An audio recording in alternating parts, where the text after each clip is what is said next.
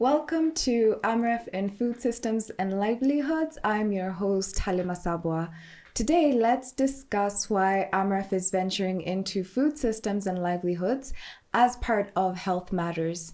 And joining me today is Dr. Martin Muchangi, Department Director for Population Health and Environment, and Dorcus Indalo, Kenya Country Coordinator for Food Systems and Livelihoods Initiatives at Amref Health Africa in Kenya. So getting into food systems and livelihoods, Dorcas, I wanted to ask you, what is a food system and how is it linked to health? I like that question because most of the time when you think about food systems and health, people go directly into what you're eating and not analyzing where it's coming from. So food systems is a journey before it gets to your table and before you consume it, you know, when you look at the WHO definition and the likes. But health in terms of consumption of that food needs to be addressed and where it's coming from. For me, let me just pick it from where Dorcas left it, and I would want to build it from the basic principles. So we all say that we are what we eat, and what we are determines our productivity. So the connection between livelihoods, food systems, and our health is so profound. That number one, for us to be healthy, we have to eat healthy food. But this food has to be produced, has to be processed, has to be transported, it has to find a market, and at the end of the day get to our tables. So that is the food system, food systems explained in short. When you come to the livelihood parts, within all that value chain, there are people who are involved, there are communities that are involved. And out of it, money is made. But what is the connection between all these and our health? The first connection is when you make money, you have the ability to buy health. And when I'm saying to buy health, you can be able to afford better nutrition as a basic. You can be able to pay for healthcare services. And your wellness is equally taken care of. Sure. So that is a very profound connection between food systems, livelihood, and health. But let me put some few context in place so that we also understand each other better. If you look at Africa, where we are, most of the population are farmers. Most people who we work with are farmers. So if you want to support communities to actually access health, you begin with what those people are. So those people are farmers, and we need to think about how we connect the activities that they do, whether it is crop farming, whether it is livestock, whether it is fisheries, etc., with their health. And so Amref is coming very strongly to connect the dots between the food, the livelihoods, or what people do, and their health. And making sure that we are not handling things from different buckets, but in an integrated way, finding space within multi-sectoral collaboration, finding space between different specialties, but at the end of the day, making sure that we are addressing the health of the communities as our core mission states as an organization. And I also wanted to ask you, Dorcas, what are the main challenges facing food systems in Kenya today? I like you asked that because the key component before you address something, you must be coming from a background where there's a problem that needs to be sorted out. And when you look at the food system, just like the way I said, the issue of tracing of food is a problem in our country. Not because we want to mingle into people's business, but just making sure that things work out the way they're supposed to. And everybody understands this is the way the system is supposed to be. The other thing, when you look at our policies, issues around food systems, issues around agriculture, it has taken long. And I think even today, if you ask somebody, when you talk about health, you'd see people talking about health facilities and the likes. But when it comes to agriculture and the policies that are there, we have taken years to go in even to the policies. I think now is when people are concerned when they say that they'll tax the chicken. So people are like, oh, so those policies are there. But these policies have been there from ancient days before, after independence, but we've never taken time to look at them so that we are all held accountable. It's not the policy makers, but even me at the lowest level, I'm held accountable. And I think this year has been so devastating for our country. We had floods. So what happens after the floods? You saw what happened in the Rift Valley. People couldn't grow their crops anymore. Then what happens to the families? You either go back to the streets or you're out of the place, you know. Then we have issues to do with climate change, which brings in floods. Now we are getting into drought. We are moving out of drought, moving into the rainy seasons. So you see all these factors interfere with the food system at large. Then look at the populations in the city. Who supplies their food? Yeah. So where is it coming from? And I think, Martin, it would be interesting just to look at it in terms of maybe looking at resilience when it comes to the challenges that are facing our country in terms of food system. Exactly, yes. Dorcas. Yeah. And yeah, so I would want to look at it from two main perspectives. Yeah. So the first perspective is if we have to have food on our tables, we have to produce it. Yeah. So food production is one key thing. Then the second thing is how safe is that food? Yeah. So from the production side, I know there's a lot of effort which is going on with the ministries of agriculture and other line ministries which are supporting resilience building. Yeah. I know the Ministry of Environment is working very closely with the Ministry of Agriculture to make sure that farmers adopt better farming practices. But then, when does the Ministry of Health come here? Yeah. You know, first of all, if food is not produced in adequate amounts, then it means we are going to face one challenge, which is malnutrition. Yes. Then the second thing is that food must be of quality to be able to meet the nutritional needs. But there's one thing which I would want to bring to the fore when we are talking about the issues of food safety in Kenya. We are in a problem. Because just the other day, if you watched at the media, if you searched the media, you could see that in a particular ceremony, people got cholera. It's a shame. It shouldn't be happening like that. Yeah. That is a question around food safety. Look at the aflatoxins, which we all know are actually affecting our communities. Yeah. When they harvest their food, they have produced their food, but they don't have the knowledge on how to store that food appropriately. And then it gets now the aflatoxin. Instead of it giving them the nutrition that they need, it's giving them the diseases. Yeah.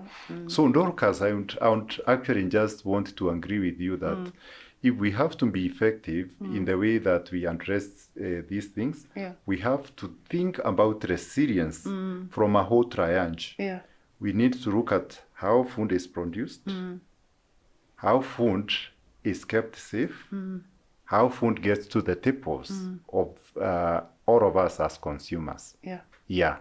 Yeah, sure. Yeah. And we've touched a bit on climate change when you talked about droughts and floods, but Dr. Muchangi, how do you feel like climate change impacts food systems and livelihoods in Kenya? Yeah, a very unfortunate situation again, because I like reminding people that when you look at the causes of climate change, Africa, including Kenya where we are very, we have contributed very little to this challenge or menace. But at the same time, we are the ones who are bearing the largest, we are taking the impacts of climate change in the largest way. So if you look at food production, Africa relies largely on rain-fed agriculture. Yeah. And so when we have no rains in the form of droughts as a result of climate change, then it means food production is affected. On the other hand, when we have a lot of rains in the form of floods, it also means that food is affected. Those are two dimensions. The other dimension is actually the food quality itself. Yeah. Studies have shown that climate change, accumulation of greenhouse gases such as carbon dioxide, are actually impacting on the quality of food itself. So all these are challenges, but again, I don't like just painting the picture of the challenges at hand. I also like painting the picture of some of the initiatives that all of us as stakeholders are trying to advance to address those problems. So the first thing I would want to say that Kenya, being a party to the Paris Agreement, is working very closely with international partners and other countries to ensure that, first of all, greenhouse gases emissions are reduced. Yeah. When that happens, the issues of climate change are going to be reversed, because all what we say is that we need to cut down the greenhouse gases, and by doing so, we reduce global warming. And when global warming reduces, then climate change is addressed. So multi-sectoral collaboration is the second point that I see the government and stakeholders working towards in a very pragmatic way. Then the third piece is what I would call building the capacities and engaging communities effectively. First of all, to be aware of the challenge, and then to start implementing adaptation measures that then are going to help address the issues of food production, food safety at that community level. Yeah. We are doing so much with our community health promoters, as you already know. And that is something that we want to embed within the curriculum that is being rolled out in terms of the, the primary health care package that the government is pushing forward. So we are embedding those key, topics within the training curriculum so that the community health promoters actually become agents of change. Lastly, we are talking about the One Health Initiative. The One Health Initiative actually looks at addressing environmental health, animal health, and people's health altogether. Through that, we are now collaborating with the zoonotic disease unit, making sure that the diseases which could have actually come as a result of unhealthy food systems, by not cooperating with the veterinary services, those challenges are addressed through that matrix of One Health. That being said, Dorcas, I wanted to know, what role does gender play in Kenya's food systems and livelihoods? Okay. Gender. Most of the time when people talk about gender, it all falls onto women. Yeah. But basically, it's the social responsibility at the community level, even at the policy level. And gender plays a crucial role.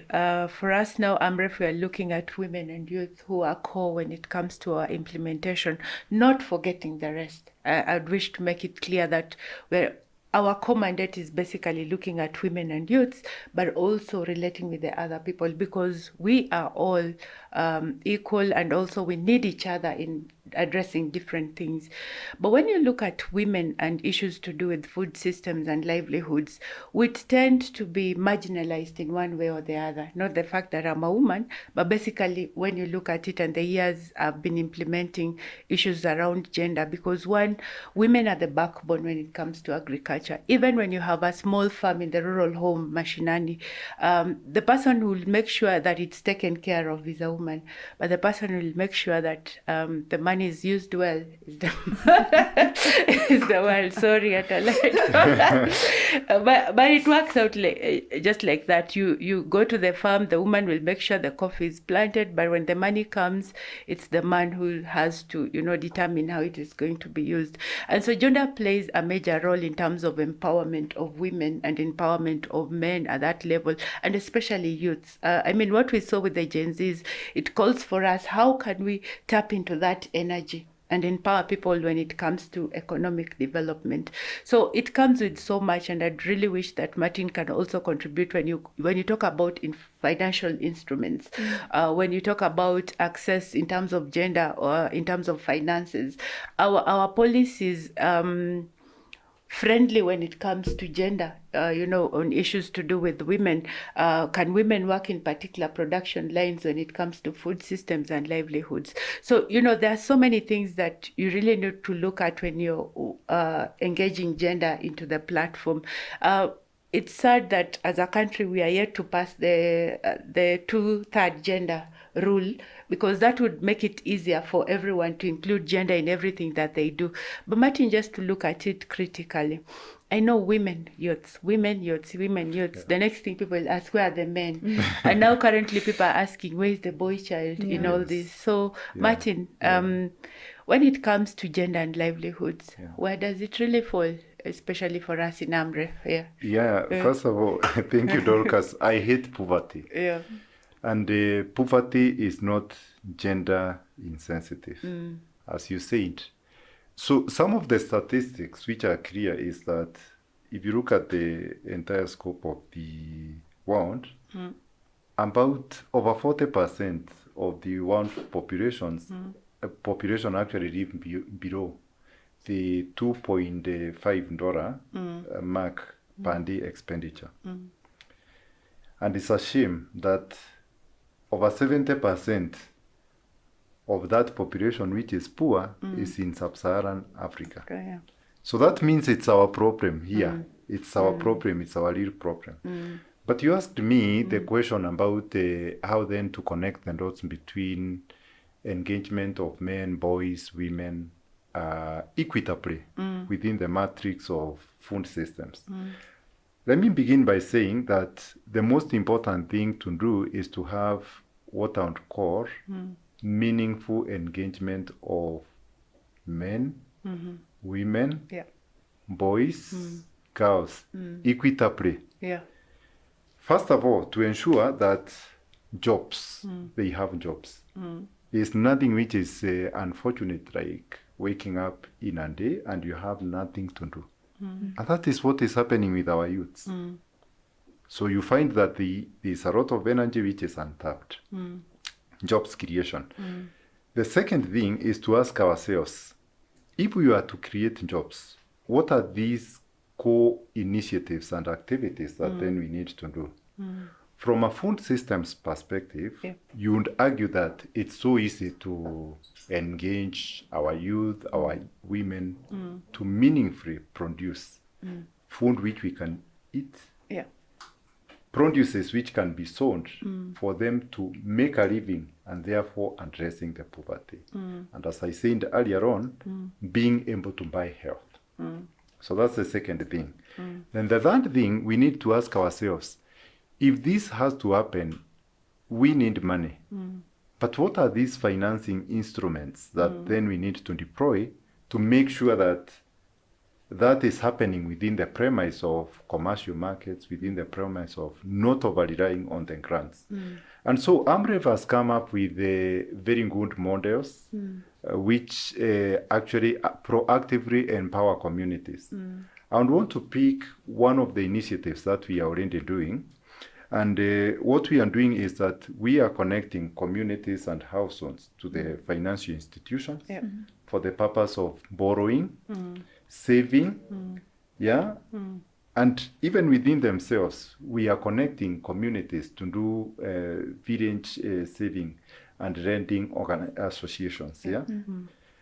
And that is working, and especially we see this working with women where they are able to save. And at the end of the day, they are able to afford basic needs like food. They are able to afford basic needs for themselves and their children, such as clothing, etc., which could have been a problem and at the end of the day actually affect their health, whether it is mental health, issues of communicable diseases, etc. So that's already happening. But at a different level again, Amref has curated tools and systems which can empower community organizations. So to begin with, we have what we normally call organizational development and system strengthening model, ONDSS in short. And what ONDSS does is we use that manual to assess the capacities of community organizations. We identify the challenges that needs to be addressed, and we go in to address the capacity gaps.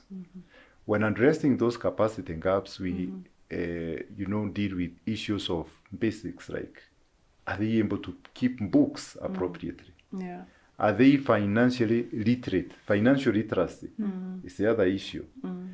Are they able to actually do business? Because if you can't do business, then when you're talking about job creation, labor markets, and engaging the markets effectively, then that's a problem. So Amref is moving proactively to do that. We also have some of other tools which we are deploying in unfortunate situations and circumstances. The other day, we hand funds. Yeah. So initiatives like cash transfers, Yeah. food for work, Yeah. where you make sure that you are giving people the premise of getting engaged in a particular job, but at the same time, they are able to get the food as a basic. Cash for work, where you identify the communal work which is supposed to be done, and then you do work norms and you engage communities. So, in short, I would want to say that indeed, Dorcas, we are trying to do so much as an organization, but there's much more exploration that needs to be done to connect the dots between health, livelihoods, and food systems. Yeah. And health, livelihoods, and food systems generally do need to be incorporated as one. So when we're talking about strengthening local food systems and how that contributes to economic resilience and health in Kenya, Dr. Martin, what are your thoughts on that? Yeah, so health is wealth. Yeah. Put money in my pocket and I'll start building my wealth and health. And so to speak, I think there are a couple of things that we need to look into. If I have to create that wealth, if I have to create that economic resilience through food systems, there are a couple of things that we need to do. The first element that is so important is, if you look at it from management, oversight, policy, and regulatory framework, we need to have that healthy enabling environment. And this, I am so happy to say that our government is actually doing something. All what we need to do is to support it to complete that work and implement that work effectively when it comes to the communities. Then the second element is the issues around building capacities at all levels, because there's resocialization that needs to happen effectively amongst different actors, whether we are talking at the technocrat level and whether we are talking at the community level. We need to roll out that capacity for us to understand that right now we are living in different situations and circumstances where we have to be much aware of the challenges such as climate change, and we need new tools and retooling our mindset so that we become more effective in the way we move forward. Then the other element, which is very core, is we need to ensure that the engagement of those who are most affected actually happens effectively. And we are talking here about women and youth being disproportionately affected. So what are these programs and initiatives that then we need to put in place to engage women and youth effectively? I would want to say that without implementing effective financial inclusion policies and actions, then we are not doing justice to that. We need to make sure that finances are actually flowing within the premise of market-based systems, whereby you are not just giving grants, but you are inviting youths and women to become meaningful producers and within the entire ecosystem of the financing mechanisms. Yeah. So we also need to ensure that if we find them farming, if we find them fishing, if we find them keeping livestock, we have programs that meet them at their best. Yeah. That happens when we engage with them, understand the gaps, implementation gaps, and work with them within a journey of addressing those gaps in a pragmatic way. Yeah. I do believe that if we continue doing that, and with us looking at it from not doing it as our own, as a health sector, but inviting other sectors to come and work together with us, that is multi-sectoral collaboration, we are going to hit the nail on its head. Yeah. Yeah. You've given us so much to consider when building sustainable, resilient food systems that feed our communities and create strong, lasting livelihoods, especially for youth and women. And to our audience, as always, thank you for tuning into this episode. We hope today's discussion has inspired you to think about the future of food systems and livelihoods and how we can all work together to innovate and create security and sustainable livelihoods in our country. And if you have any thoughts or feedback, we'd love to hear from you on our social media. So please connect with us on Twitter at Amref_Kenya, Facebook at AmrefKE, and on Instagram using the hashtag AmrefKenya. Goodbye for now. Okay. Thank you.